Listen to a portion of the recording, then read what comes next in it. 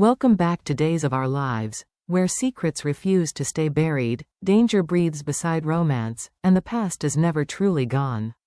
From November 17 to 28, Salem isn't just dramatic, it's ready to erupt. Let's dive into the shocks, the twists, and the chaos waiting in the next 2 weeks. We open inside University Hospital, the echo of machines, the soft hum of fluorescent lights, the cold smell of antiseptic. Sarah Horton has barely slept.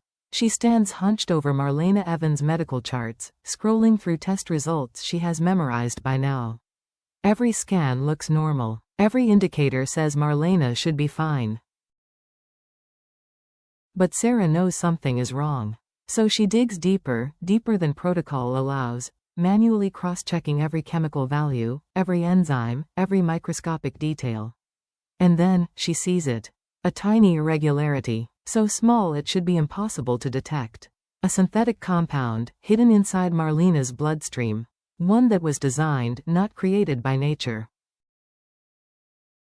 Sarah's pulse spikes. This isn't dehydration. This isn't stress. And it isn't a random medical crisis. Someone engineered Marlena's collapse. The compound is too advanced for any ordinary lab. Only one family in Salem has a history of accessing black market science, brain mapping tech, genetic reprogramming, all courtesy of one mad scientist. The DeMeras. Sarah tries to process what this means, but before she can act, danger moves toward her from an entirely different direction. Across the room, Rachel Black watches Sarah laugh at something Brady says. Rachel's eyes darken, her breathing quickens. In her warped, Kristen-shaped worldview, Sarah isn't a doctor trying to help her grandmother. Sarah is a threat, a rival, an enemy stealing her father's love. Rachel picks up a pistachio, a weapon in disguise, crushes it between her fingers, and quietly drops the pieces where she knows Sarah will ingest them. A calculated attack, a deadly allergy, a child driven by obsession, jealousy, and emerging darkness. Sarah is unraveling Marlena's mystery. But Rachel has just set in motion a crisis that could kill her first. Across town, a black SUV screeches to a halt behind the prison. The doors swing open. Kristen DeMera is pulled out into the night, confused, furious, demanding answers. And standing there, illuminated by a flickering security light, is Tony. Or at least, someone wearing Tony's face. Kristen freezes. Something is wrong. Terribly wrong. Tony's usually warm, calm eyes are colder than ice. His usually gentle tone has a razor edge. And he moves with a precision Kristen has only ever seen in one person. Andre, the brother who has returned from the dead more times than anyone can count. The man who reinvented deceit. The DeMera who always served the family legacy with ruthless devotion. Kristen's breath catches as she studies him. He anticipates her questions before she opens her mouth. He walks ahead of her like he expects to be followed. He offers no explanation for how he breached prison security at all. Tony wouldn't do this. Andre would. And then there's the timing, too perfect to ignore. While this, Tony, leads her into the darkness, Dr. Wilhelm Rolfe and Mark Green are deep inside their lab, beginning what they call Stage 3. Gwen has received a mysterious crate. And DeMera energy is humming in the air like a rising storm. Is Tony being controlled? Is Andre resurrected? Is this a hybrid, a man carrying both memories? Or is this Stefano's first step back into the world? Kristen doesn't know whether she's being saved, or recruited for something far more dangerous.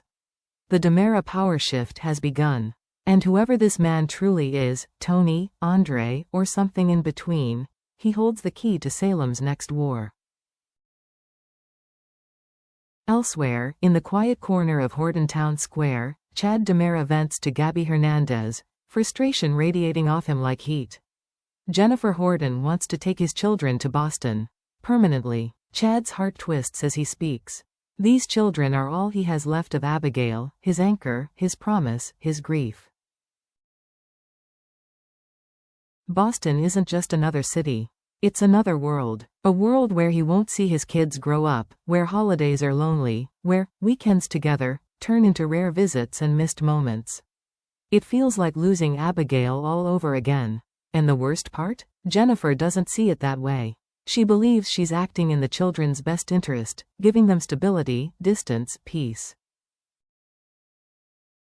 But to Chad, it feels like erasure. Like he's being replaced. Like the Horton side is pulling the kids away from the DiMera side entirely.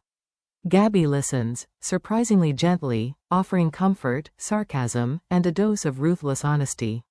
Their conversation becomes layered with tension and nostalgia. These two, who once destroyed each other, now find common ground. Because if there's one thing every DOOL fan knows, when a DiMera and a Hernandez stand together, someone else is about to fall. Chad's desperation grows as he realizes Jennifer is serious. Papers may already be in motion. A custody battle is coming. A fight that could fracture two historic Salem families, the Hortons and the DiMeras, right at Thanksgiving. And the emotional fallout will not be quiet. Jada Hunter enters her date with Theo Carver hopeful, cautiously optimistic, even. Theo is calm, thoughtful, gentle. He listens. He smiles softly. He offers her a sense of ease she hasn't felt in a long time, especially after the emotional disaster that was Jeremy Horton. Their conversation flows, but something feels slightly off. Jada senses it first, a subtle disconnect. Theo keeps glancing away, as if searching for something that isn't there. His responses are kind, but distant. Present, yet not fully present. And DOOL fans can feel it instantly. This isn't a romantic match. It's a stepping stone. Because Theo's warmth, his empathy, his soft-spoken charm, they resonate far more deeply with Ari Horton. Their personalities align. Their energies mirror each other. And behind the scenes, the writers are laying the foundation for something explosive. A mother-daughter love triangle involving Gabby Hernandez and her daughter Ari. It sounds outrageous, but in Salem, outrageous is normal. Jada starts noticing the clues others might miss. Theo lights up when Ari's name comes up. He remembers tiny details about her. He asks questions Jada isn't expecting.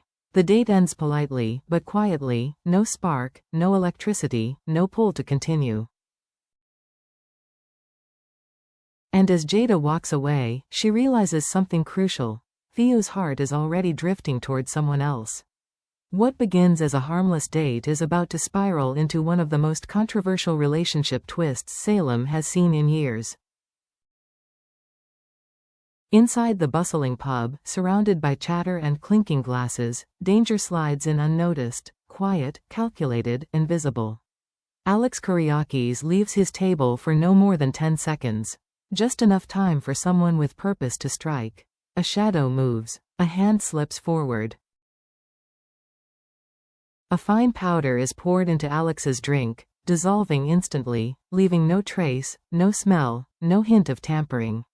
The plan is clean, simple, deadly, but Salem doesn't play by simple rules. Stephanie Johnson is standing just a foot away, waiting for her order. A server is clearing tables.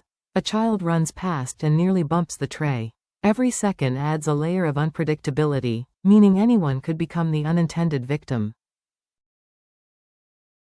And that raises the stakes. If Stephanie drinks it, the fallout will be catastrophic. If a stranger drinks it, the mystery deepens. If Alex drinks it, the attack becomes personal. The show frames Jeremy Horton as the obvious suspect. His erratic behavior, his aggression, his recent outbursts, the dots seem easy to connect. Too easy. DOOL never reveals a real villain this early. Which means the true culprit is someone else, someone who understands timing, target selection, and the art of misdirection. Possibilities swirl. A titan rival who wants Alex out of the game. A disgruntled ex-lover tracking him down?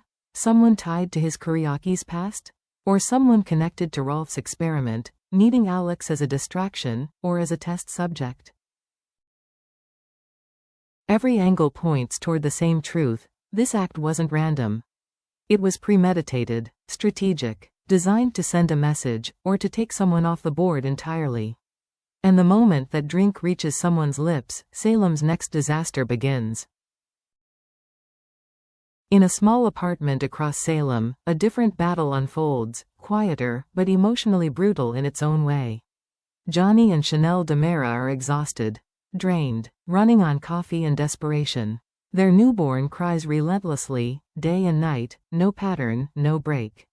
Chanel rocks him until her arms ache. Johnny walks the floor until his legs go numb. But nothing soothes the baby for more than a moment. This isn't just sleepless nights. This is pressure. The kind that shakes marriages. The kind that exposes fears parents try to hide. As the hours pass, the stress between Johnny and Chanel begins to show. Small disagreements, frayed nerves, moments of panic they never expected. But DOOL uses this storyline with purpose. The baby's restlessness symbolizes something bigger, a looming shift in the DiMera-Dupree household. A foreshadowing of danger creeping closer, a sign that their peace is temporary, fragile, ready to shatter. And while Johnny and Chanel are consumed by their parenting crisis, they don't realize how intertwined their small world is with the chaos spreading across Salem. One wrong night, one moment of distraction, one unexpected visitor, and their domestic struggle could collide with a much bigger threat. Because in Salem, nothing stays simple. Not even a sleepless baby. Across town, Kat Green steps into what should have been a simple afternoon errand. A quiet shop, a calm street, nothing unusual. But Salem never gives anyone a normal day. The moment she enters, chaos detonates. The door slams shut behind her. A masked figure storms toward the counter, shouting threats. The alarm screeches, shrill, frantic, unstoppable. Instinct takes over. Kat ducks behind a display shelf, studying the intruder's movements with surprising clarity. When he lunges toward the terrified cashier, Kat acts without hesitation. She grabs a heavy metal stand, swings it with precise force, and knocks the weapon out of his hand.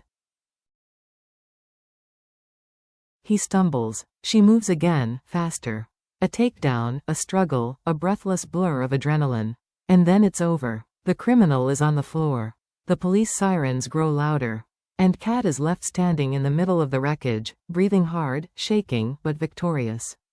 On the surface, it's a brave moment, a burst of courage from an ordinary woman. But DOOL never gives a storyline like this without a deeper purpose. This robbery wasn't random. The intruder's mask, his accent, even the way he moved, something about him felt planned.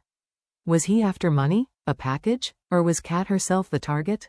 Either way, this moment shifts Kat into the orbit of Salem's larger, darker storyline, possibly linking her to the DiMera storm gathering on the horizon. In the cold, isolated halls of Bayview, Sophia Choi sits like a ghost trapped inside her own body. She hasn't spoken in days. She barely reacts when staff members enter her room. She looks hollow, a young woman frozen in trauma. But Aaron Green refuses to let her disappear. He visits her again, sitting on the edge of her bed, searching her emotionless face for any sign of life.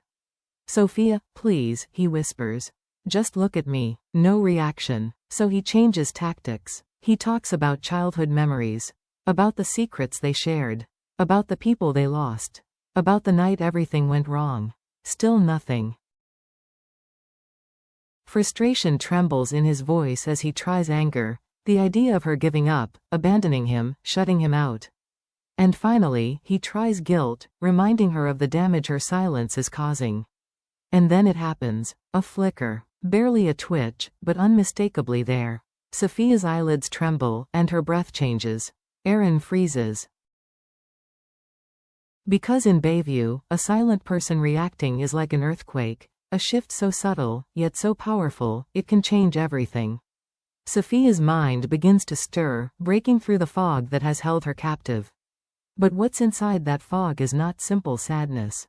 It's a memory, a secret, a truth she buried because speaking it would destroy someone, or expose something too dangerous to face. Her lips part slightly, as if forming the first word she's spoken in days. The question is no longer if she'll talk. The question is, when she finally speaks, who will she expose? And who will try to silence her before she can? Because in DOOL, breakthroughs always come with consequences. And Sophia's could ignite a war. Sarah Horton's allergic reaction escalates with terrifying speed. One moment she's talking, the next she's gasping for air, her throat closing, her body collapsing.